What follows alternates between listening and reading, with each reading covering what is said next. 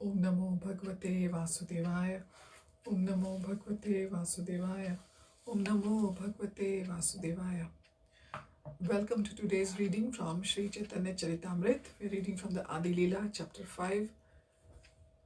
Mukam karoti vachalam pangum langhayate girim yat kripa tamam bande Shri Gurum Dinatarinam Paramananda Madhavam Sri Chaitanya Ishwaram Hari Om Dasa. Verse 42. There in the spiritual sky, the personal feature of Balaram called Mahasankarshan is the shelter of the spiritual energy. He is the primary cause, the cause of all causes.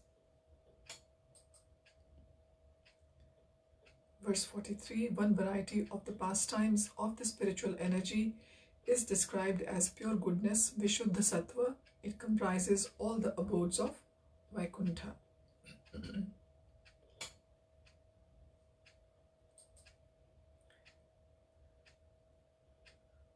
Verse 44, the six attributes are all spiritual, known for certain that they are all manifestations of the opulence of Sankarshan. Verse 45, there is one marginal potency known as the Jiva. Mahasankarshan is the shelter of all Jivas. Verse 46, Sankarshan is the original shelter of the Purush from whom this world is created and in whom it is dissolved. Verse 47, he, that is Sankarshan, is the shelter of everything. He is wonderful in every respect, and his opulences are infinite. Even Ananda cannot describe his glory. Verse 48, that Sankarshan, who is transcendental pure goodness, is a partial expansion of Nityananda Balarama. Verse 49, I have briefly explained the 8th verse. Now please listen with attention as I explain the 9th verse. Verse 50, I offer my full obeisances unto the feet of Sri Nityananda Ram, whose partial representation called Karanodakshai Vishnu, lying on the Karan ocean, is the original Purush, the master of the illusory energy and the shelter of all the universes. Verse 51, outside the Vaikuntha planets is the impersonal Brahman effulgence, and beyond that effulgence is the Karan ocean or causal ocean. Purport, the impersonal glowing effulgence known as the impersonal Brahman is the outer space of the Vaikuntha planets in the spiritual sky. Beyond that impersonal Brahman is the great causal ocean which lies between the material and spiritual skies. The material nature is a byproduct of this causal ocean. Karanodakshai Vishnu, who lies on the causal ocean, creates the universes merely by glancing upon material nature.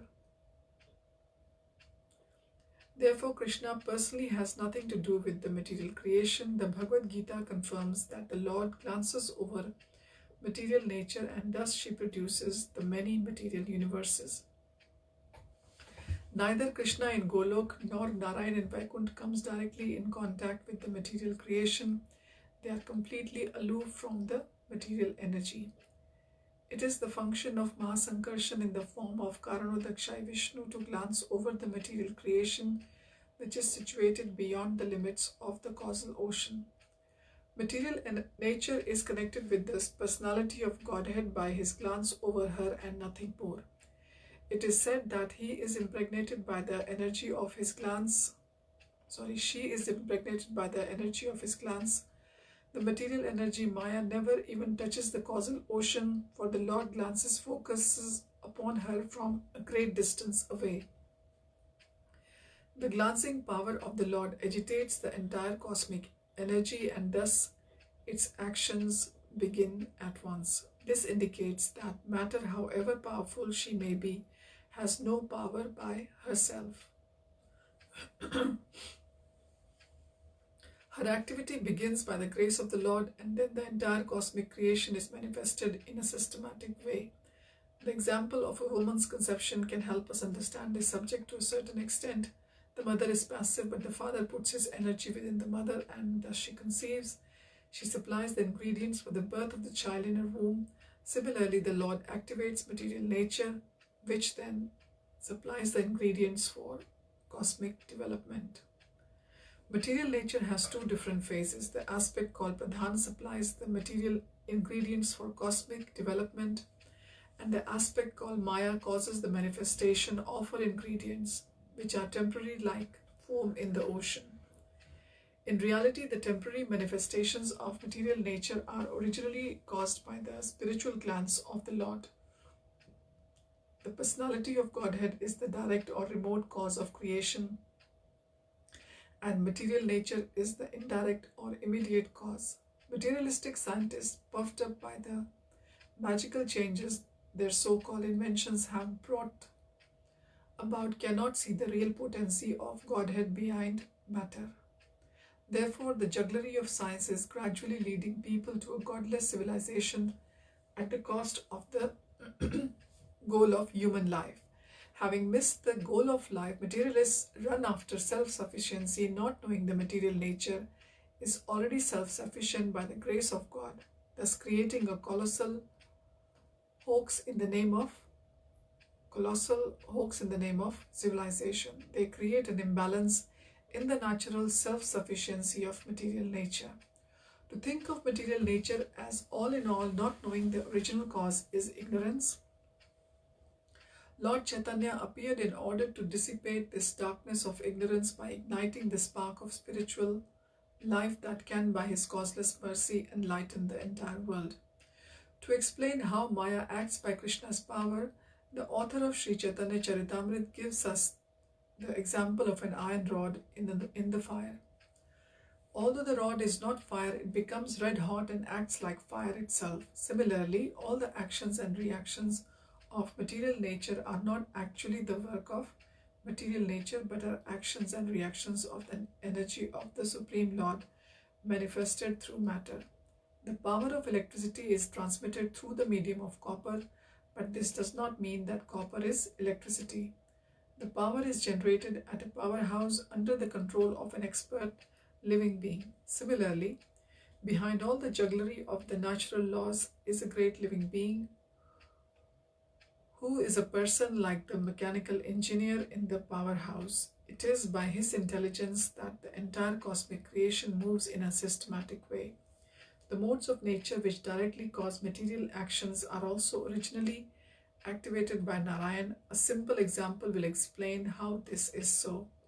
When a potter manufactures a pot from clay, the potter's wheel, his tools, and the clay are the immediate causes of the pot, but the potter is the chief cause. Similarly, Narayan is the chief cause of all material creations, and the material energy supplies the ingredients of matter.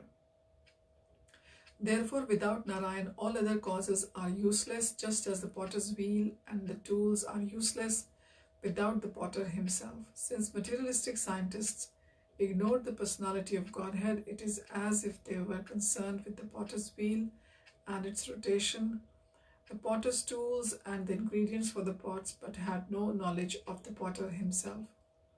Therefore, modern science has created an imperfect, godless civilization that is in gross ignorance of the ultimate cause.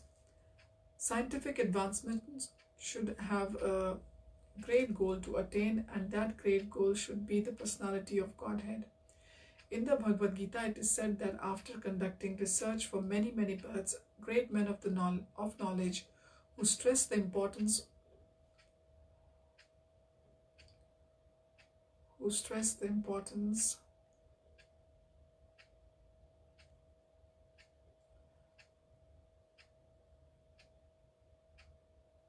of experimental thought can know the personality of Godhead, who is the cause of all causes. When one knows him perfectly, one surrenders unto him, and then he becomes Mahatma.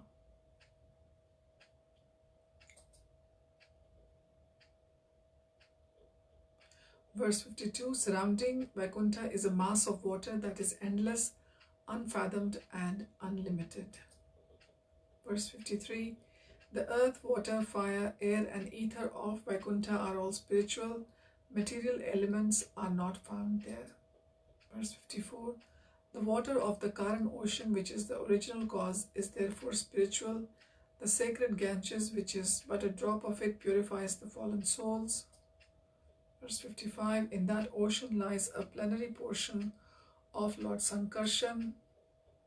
Verse 56, he is known as the First Purusha, the creator of the total material energy. He, the cause of the universes, the first incarnation, casts his glance over Maya.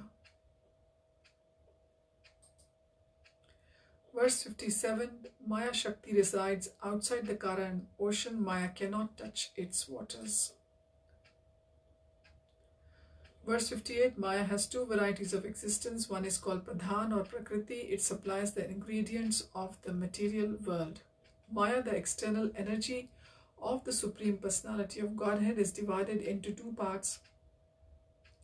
Maya is both the cause of the cosmic manifestation and the agent who supplies its ingredients. As the cause of the cosmic manifestation, she is known as Maya, and as the agent supplying the ingredients of the cosmic manifestation, she is known as Pradhan.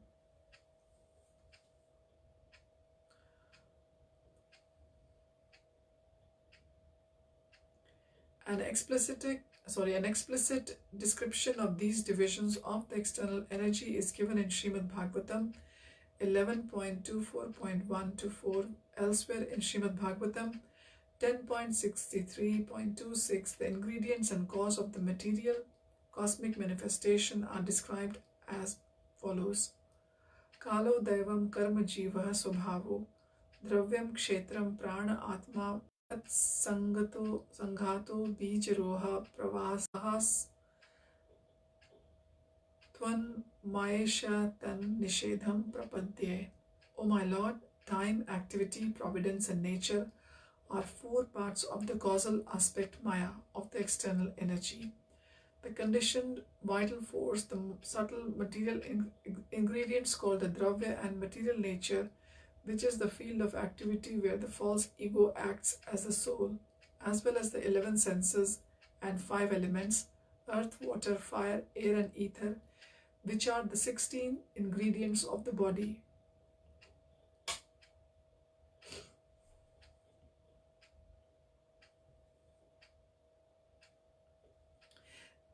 These are the ingredient aspect of Maya. The body is generated from activity and activity is generated from the body. Just as a tree is generated from a seed that is generated from a tree. This reciprocal cause and effect is also called Maya, my dear Lord. This reciprocal cause and effect is called Maya, my dear Lord. You can save me from the cycle of cause and effect. I worship your lotus feet. Although the living entity is primarily related to the causal portion of Maya, he is nevertheless conducted by the ingredients of Maya. Three forces work in the causal portion of Maya: knowledge, desire, and activity. The material ingredients are a manifestation of Maya as Pradhan.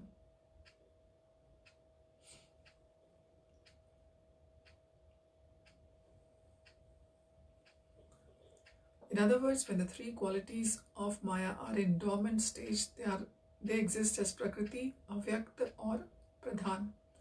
The word Avyakta, referring to the non-manifested, is another name of Pradhan. In the Avyakta stage, material nature is without varieties.